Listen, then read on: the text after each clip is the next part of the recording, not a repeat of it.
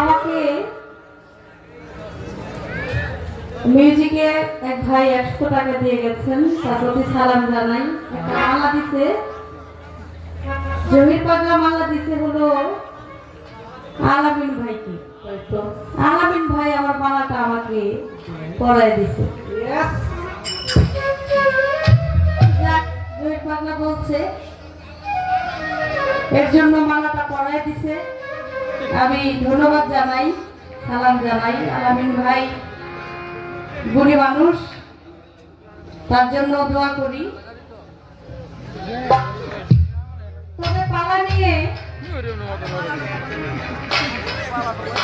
ভাই আপনারা যে এখানে যারা দাঁড়িয়ে আছেন একটু বসলে ভালো হয়। আমরা তো গান করবো আপনাদের জন্যই, আপনারা একটু ধৈর্য সহকারে যতক্ষণ পালা চলে আর কি পালা গানটা একটু ধৈর্য সহকারে শুনতে হবে। একটু শুনবেন, আমাদের গাইতে সহযোগিতা করবেন, এটাই আপনাদের কাছে চাওয়া।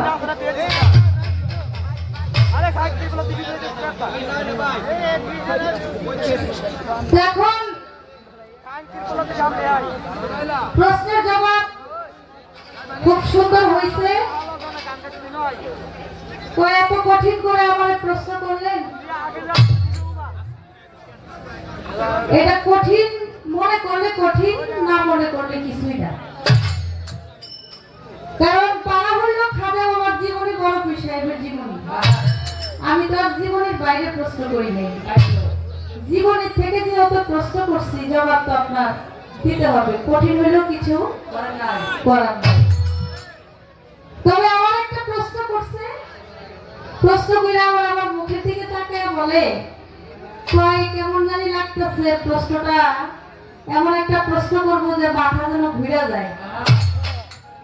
ভাই আমার একটু মানে ভারবাত্তিক হওয়ার চেষ্টা করতেছে, দেখলাম লক্ষ্য করে আবার দাঁড়িয়ে রাখতেছে। হ্যাঁ, আমার ছোট হইলে কি গো একটু ভারবাত্তিক হওয়ার চেষ্টা করতেছে আর কি। ভারবাত্তিক হওয়া ভালো,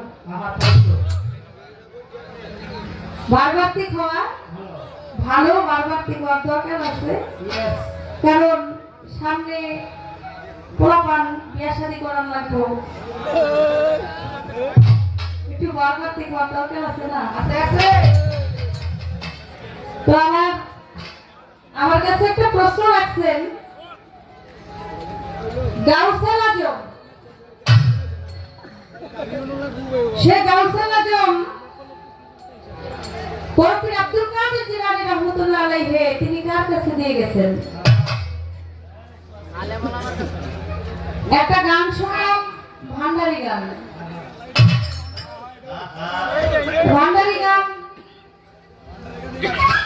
ভান্ডারি গান গাইয়া কিন্তু আমার জবাবটা দিয়ে গেছে। কারণ মাইজ ভান্ডার শরীফের যে সিলসিলা সেটা হলো কাদরিয়া তরিকা মোতাবেক। বড়পীর আব্দুল কাদের জিলানী রাহমাতুল্লাহ আলাইহির যে সিলসিলা সেটা হলো কাদরিয়া, আর খাজা বাবাটা হলো চিশতিয়া। আর বড়পীরের সিলসিলা ধরে মাইজ ভান্ডার শরীফ কিন্তু এই কাদরিয়া তরিকা মোতাবেক আসছে। তো ভান্ডারি গান একটা গাইলেন, আমার পালার তো গান আপনি গায়ে ফেললেন, গাইয়া তো জবাবটা আপনি দিয়ে গেছেন। এখন আমি কি জবাব দিব বলেন? তারপরে দিব একটা গান আমি গাই।